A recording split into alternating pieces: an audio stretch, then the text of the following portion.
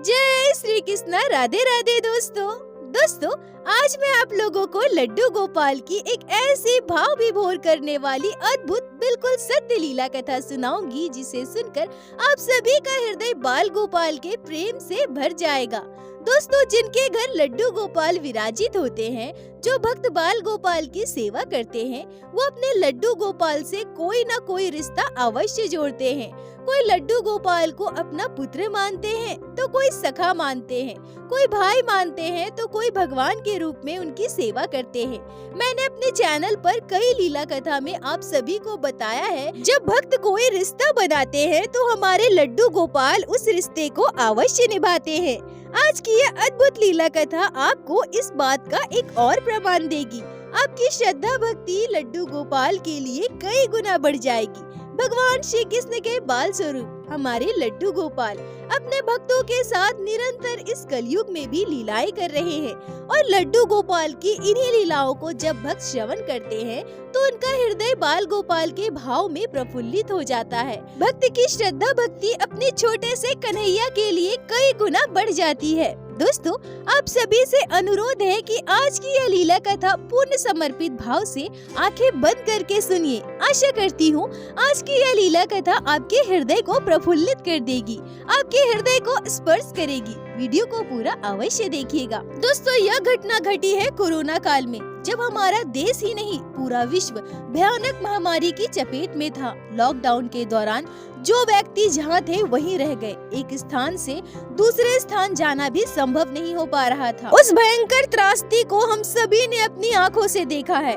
क्या मंजर गुजरा था, हर तरफ तबाही, मौत, अपने प्रियजन को खोने का दुख। दोस्तों, इस कोरोना काल में एक अत्यंत आश्चर्य कर देने वाली सत्य लीला कथा मैं आप सभी को सुनाऊंगी। दोस्तों, यह घटना घटी है 24 वर्ष की प्रीति जी के जीवन में।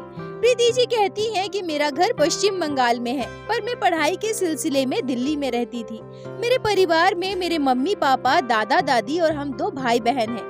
मेरा भाई मुझसे छोटा है, वो अभी 12वीं में पढ़ाई करता है। मेरे परिवार में वर्षों से पूजित लड्डू गोपाल है। लड्डू गोपाल की सेवा हमारे परिवार में बहुत प्यार से की जाती है। बाल गोपाल के दर्शन से ही हमारे परिवार में सभी के दिन की शुरुआत होती है।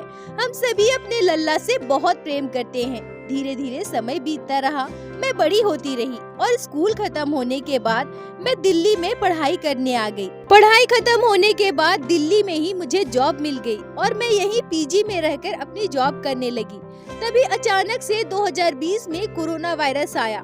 कोरोना की वजह से हम सभी की जिंदगियां जैसे थम चुकी थी। सुरक्षा के लिए सभी को उनके घरों में ही बंद रहना पड़ा था। हमारा ऑफिस का काम भी तुरंत बंद कर दिया गया।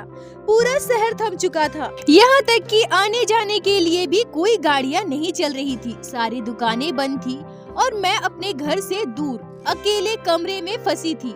अचानक से सारी दुकानें बंद होने की वजह से मैं क्या खाऊं, क्या पीऊं, कैसे अपना जीवन निर्वाह करूं, मुझे कुछ भी समझ नहीं आ रहा था।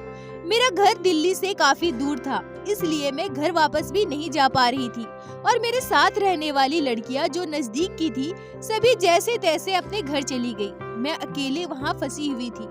मैं अपने घर पर कैसे वापस जाऊं, मुझे कुछ भी समझ नहीं आ रहा था। और इधर मेरे पास जो भी खाने पीने का सामान था, वो भी धीरे धीरे करके खत्म होने लगा था। प्रीति जी कहती हैं कि मैं प्रत्येक दिन अपने घर पर कॉल किया करती थी। अपनी मम्मी से, दादी से कहा करती थी कि मम्मी मैं क्या करूं, सभी अपने अपने घर वापस चले गए हैं, मैं घर कैसे जाऊं। और इधर मेरे पास खाने को जो कुछ भी है बस थोड़ा सा आटा, दाल और आलू है। इसके अलावा मेरे पास खाने को कुछ भी नहीं है। मैं क्या करूं, आप ही बताइए। घर पे वापस जाऊं तो कैसे जाऊं, और यहाँ आने जाने का भी कोई साधन नहीं है। मैं घर से बाहर भी नहीं निकल सकती हूँ। मुझे यहाँ अकेले कमरे में बिल्कुल अच्छा नहीं लग रहा है। मुझे घर वापस जाना है, मुझे घर जाना है। प्रीति जी कहती हैं कि इतनी भयानक महामारी में अपने परिवार से दूर, ये सारी बातें अपने परिवार वालों को कहते कहते मेरी आंखों से बार बार आंसू आ जाते थे। प्रत्येक दिन मेरे मम्मी पापा मुझे सांत्वना देते थे, मुझे चुप कराते थे, मुझसे कहते थे कि तुम परेशान मत हो, बिल्कुल भी चिंता मत करो, हम लोग भी यहाँ कोई न कोई इंतजाम करने की कोशिश कर रहे हैं। तुम्हें क्या लगता है हमें चिंता नहीं है तुम्हारी? बस किसी तरह से एक गाड़ी का बंदोबस्त हो जाए, हमें बस एक कार मिल जाए, फिर जल्द से जल्द हम उस कार को तुम्हारे पास भेज देंगे। हम भी कोशिश में लगे हैं बेटा, हम जल्दी से जल्दी तुम्हें घर वापस लेकर आएंगे और रो मत।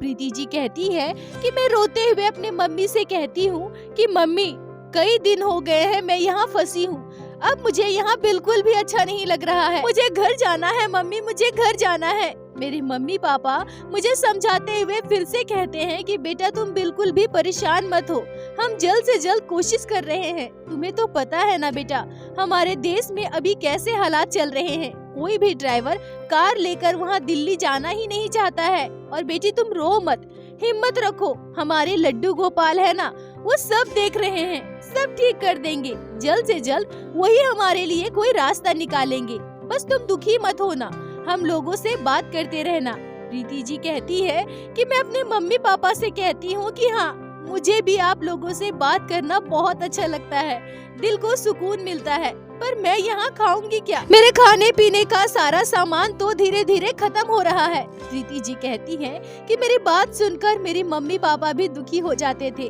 पर फिर से हिम्मत करके मुझे समझाते थे। मेरी मम्मी मुझसे कहती थी कि तुम्हारे खाने पीने का सामान खत्म होने से पहले ही हम तुम्हें वहाँ दिल्ली से लेकर आएंगे, बस तुम लड्डू गोपाल पर विश्वास रखो, हमारे बाल गोपाल कभी भी तुम्हें भूखा रहने नहीं देंगे, वो तुमसे कितना प्रेम करते हैं और तुम भी तो लड्डू गोपाल से कितना प्रेम करती हो ना, तो तुम्हारा विश्वास कभी भी अपने लड्डू गोपाल पर डगमगाना नहीं चाहिए। और हाँ बेटा, जब भी तुम्हें अकेला महसूस हो, लड्डू गोपाल को याद करना, उनसे बात करना, उनसे अपने दिल की बात कहना, उनसे प्रार्थना करना, वो सब ठीक कर देंगे। प्रीति जी कहती हैं कि ऐसे ही अगले 6 दिन और बीत गए। अब मेरे पास खाने को कुछ भी नहीं था, मेरे पास बस थोड़ा सा आटा और दाल था, मेरे पास जो आलू था वो भी खत्म हो चुका था। उस आटे से ज्यादा मैं 2 समय का खाना खा सकती थी। अब उस दिन मैं उदास हो गई, मुझे घर वापस जाने का कोई रास्ता नजर नहीं आ रहा था और इधर मेरे पास जो सारा खाना था वो भी खत्म हो चुका था। बहुत दुखी हो गई थी मैं और मेरी आंखें भी नम हो गई थी। मैं मन ही मन अपने लड्डू गोपाल को याद करने लगी। मैं मन ही मन अपने कान्हा से कहने लगी कि हे मेरे लड्डू गोपाल, मैं तो तुम्हें अपना भाई मानती हूँ ना, तुम अपनी बहन को इतना दुख कैसे दे सकते हो? क्या तुम्हारी बहन को अब यहाँ अकेले ऐसे ही भूखे रहना पड़ेगा? क्या तुम चाहते हो कि तुम्हारी बहन भूखी रहे और भूखी यहाँ मर जाए? हे मेरे लड्डू गोपाल, अब तुम्हारे सिवा कोई मेरी मदद नहीं कर सकता है, अब तुम ही अपने बहन का उद्धार करो। प्रीति जी कहती है कि मैं उस दिन खूब रोई थी, अपने लड्डू गोपाल से बार बार प्रार्थना कर रही थी कि कैसे भी करके मुझे यहाँ से बाहर निकालो। अब आप ही मेरा सहारा हो गोविंद, आप मेरे भाई हो कान्हा, अपनी बहन की रक्षा करो। प्रीति जी कहती हैं कि वो दिन भी ऐसे ही बीत गया, रात भर मैं सो नहीं पाई थी। तभी अचानक से सुबह सुबह हमारे हॉस्टल के बाहर एक कार आकर रुकती है और उस कार से एक लड़का, जो उस कार का ड्राइवर था, वो बाहर आता है और जोर जोर से मेरा नाम लेकर पुकारने लगता है। अचानक से कार के साथ उस लड़के को देखकर मैं बहुत खुश हो गई थी। मैंने सोचा कि पापा ने मेरे लिए कार का इंतजाम कर लिया है और पापा ने मुझे घर वापस जाने के लिए ही यह कार भेजी है।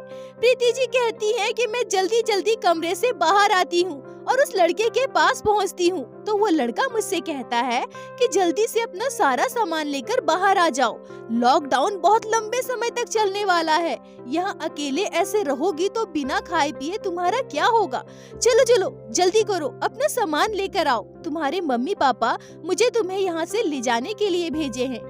प्रीति जी कहती है कि घर जाने की बात सुनकर मेरी खुशी का ठिकाना नहीं था, पर कहीं न कहीं मेरे मन में संकोच भी था। क्या सच में मेरे पापा ने यह कार भेजी है? मैं जल्दी से इस बात को कंफर्म करने के लिए अपने पापा को कॉल करती हूँ, पर ये क्या, मेरे पापा का फोन लगातार स्विच ऑफ आ रहा था।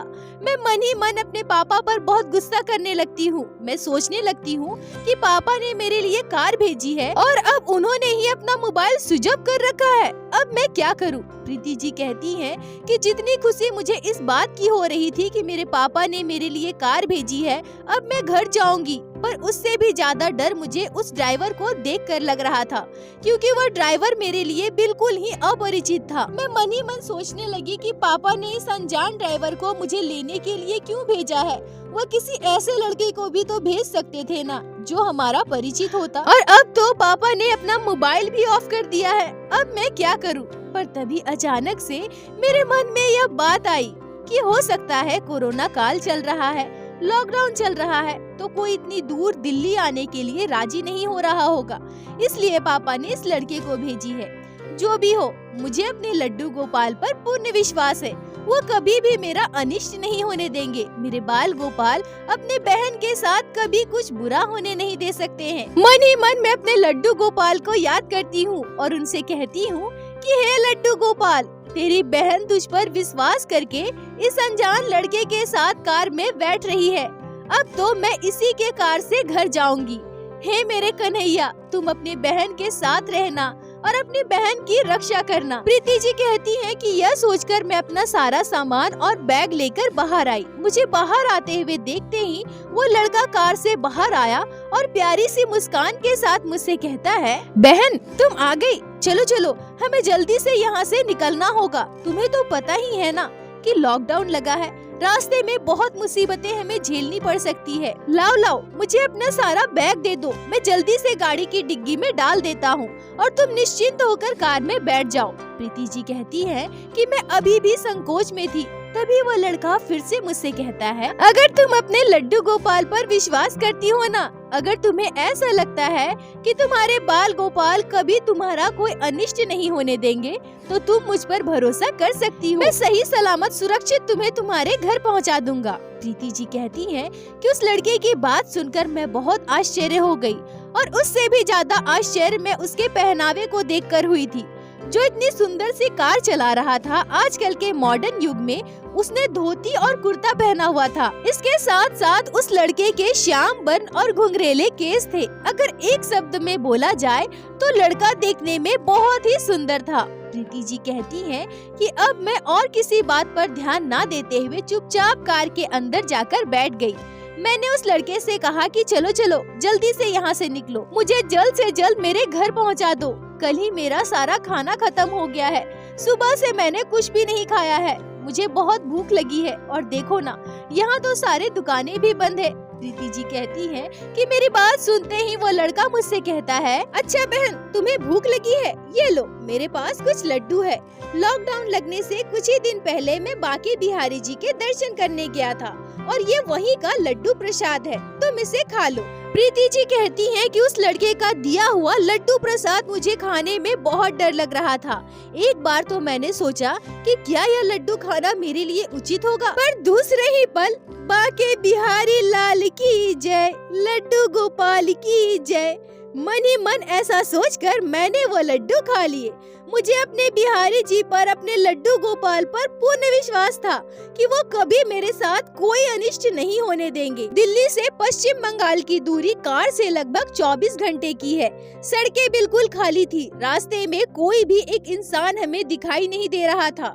इस खाली सड़क में कार बिल्कुल हवा की रफ्तार से वो लड़का चला रहा था और साथ ही साथ वो लड़का पूरे रास्ते मुझसे बात कर रहा था और साथ ही साथ वो लड़का बीच बीच में मुझसे यह भी कह रहा था कि बहन तुम चिंता मत करो, तुम मेरी जिम्मेदारी हो, अब मैं तुम्हें जल्द से जल्द घर पहुंचाऊंगा। प्रीति जी कहती हैं कि सबसे आश्चर्य की बात, सुबह सुबह मुझे इतनी भूख लगी थी और उस लड़के का दिया हुआ प्रसाद लड्डू खाने के बाद मेरी भूख प्यास जैसे सब कहीं गायब हो गई थी। पूरा रास्ता मुझे बिल्कुल भी भूख का एहसास तक नहीं हुआ। और इससे भी आश्चर्य करने वाली बात तो यह है कि उस दिन मेरे घर से किसी का भी कॉल नहीं आया था, जबकि प्रतिदिन मेरे मम्मी पापा मुझे दिन में 2 बार कॉल किया करते थे। वो कहते हैं ना, ठाकुर जी जो चाहते हैं वो हमसे जो करवाना चाहते हैं वही हम करते हैं, वही हमारे साथ होता है। ठंडी ठंडी हवाओं के बीच मेरी आँख कब लग गई मुझे पता ही नहीं चला। तभी अचानक से उस लड़के की आवाज से मेरी आँख खुलती है।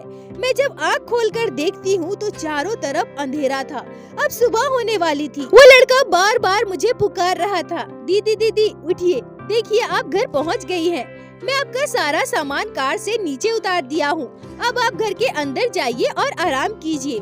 प्रीति जी कहती है कि मैं देखती हूँ कि हाँ सही में मैं तो घर पहुँच चुकी हूँ। घर पहुंचकर मेरी खुशी का ठिकाना नहीं था।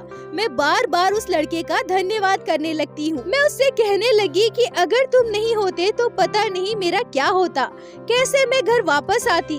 तुम बहुत अच्छे लड़के हो, हमेशा खुश रहना और ऐसे ही दूसरों की मदद करते रहना। प्रीति जी कहती हैं कि मेरी बात सुनकर वो लड़का मुस्कुराते हुए अपनी कार में जाकर बैठ गया। मैंने उस लड़के से कहा कि अरे तुम कहाँ जा रहे हो? पापा से पैसे तो लेते जाओ और मेरे साथ साथ तुम भी तो सुबह से भूखे हो ना। चलो घर के अंदर चलो, कुछ खा लेना फिर चले जाना। तभी वो लड़का मुझसे कहता है कि नहीं दीदी, अभी मैं तुम्हारे साथ नहीं जा सकता। तुम्हारे जैसे कितने लोग मुझे पुकार रहे हैं, मेरा इंतजार कर रहे हैं, मुझे अभी उनके पास जाना होगा। यह कहकर वो लड़का अपनी कार लेकर वहाँ से निकल गया। उसके बाद मैं अपना सारा सामान उठाकर अपने दरवाजे के पास जाती हूँ और डोरबेल बजाती हूँ। सुबह सुबह डोरबेल की आवाज सुनकर मेरे मम्मी पापा दोनों जाग जाते हैं और दरवाजा खोलते ही मुझे दरवाजे पर देखकर वो दोनों आश्चर्यचकित हो जाते हैं। मेरे हाथ से मेरे पापा मेरा बैग ले लेते हैं और मेरी मम्मी मुझे सीने से लगा लेती है। वो मुझसे कहते हैं कि अरे तुम इतनी दूर से अकेले घर वापस कैसे आ गई? अभी तो सब कुछ बंद है ना, तो तुम्हें गाड़ी कहाँ से मिली? प्रीति जी कहती हैं कि मैं हंसते हुए अपने पापा से कहती हूँ कि क्या पापा आप भी, आपने जो कार भेजी थी मैं उसी से आई हूँ ना। मेरी बात सुनकर मेरे मम्मी पापा दोनों चौंक गए और मेरे पापा मुझसे कहते हैं मैंने कार भेजी? नहीं नहीं, मैंने तो कोई कार नहीं भेजी। पिछले 7 दिनों से मैं कार ढूंढ रहा हूँ। तुम्हें तो पता ही है ना कि लॉकडाउन लगा हुआ है, कोई भी ड्राइवर इतनी दूर अपनी कार लेकर नहीं जाना चाहता है। प्रीति जी कहती हैं कि उसके बाद मैंने अपने साथ घटी संपूर्ण घटना अपने मम्मी पापा से कही। मेरी बात सुनकर मेरे मम्मी पापा को समझने में जरा भी देर नहीं लगा कि वह स्वयं हमारे लड्डू गोपाल थे। आज ड्राइवर के रूप में एक भाई की तरह अपनी बहन को मुसीबत से बाहर निकालने, मेरा उद्धार करने लड्डू गोपाल स्वयं आए थे। प्रीति जी कहती है कि हम सभी की आंखें नम थी, हम सभी की आंखों से आंसू निकल रहे थे। तभी मुझे उस लड़के का आखिरी बार मुझसे कहा गया वो शब्द याद आता है। उस लड़के ने जाते हुए मुझसे कहा था कि नहीं दीदी, मैं यहाँ नहीं रुक सकता, तुम्हारे जैसे बहुत सारे लोग मेरा इंतजार कर रहे हैं, मुझे पुकार रहे हैं, मुझे उनके पास जाना है। प्रीति जी कहती हैं कि लड्डू गोपाल का ये चमत्कार जो उन्होंने मेरे साथ की है, मेरे परिवार वालों के साथ की है, उसे मैं अपने पूरे जीवन काल में कभी नहीं भूल सकती। हम सभी की आंखें नम थी। हम अपने आप को परम सौभाग्यशाली समझते हैं कि लड्डू गोपाल ने इतनी बड़ी लीला हमारे साथ की है, मुझे बहन के रूप में स्वीकार किया और इतनी बड़ी मुसीबत से मेरा उद्धार किया। प्रीति जी कहती हैं कि हम सभी को पूर्ण विश्वास है ये हमारे लड्डू गोपाल ही थे।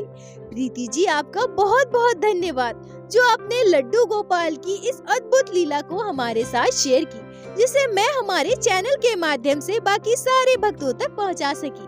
अपना साथ और प्यार ऐसे ही बनाए रखें। दोस्तों सच में प्रीति जी के साथ जो घटना, ये अद्भुत चमत्कार घटी है, यह कोई और नहीं हमारे भगवान श्री कृष्ण के बाल स्वरूप हमारे लड्डू गोपाल ही थे, जो अपने भक्त से बहुत प्रेम करते हैं, जो हर मुसीबत में अपने भक्त के साथ होते हैं, उनका उद्धार करते हैं। और दोस्तों आप सब भी लड्डू गोपाल पर विश्वास कीजिए, उनकी सेवा कीजिए और लड्डू गोपाल से प्रेम कीजिए। और मेरे साथ एक बार प्रेम से कहिए, बोलो बाके बिहारी लाल की जय, लड्डू गोपाल की जय, जय जय श्री राधे।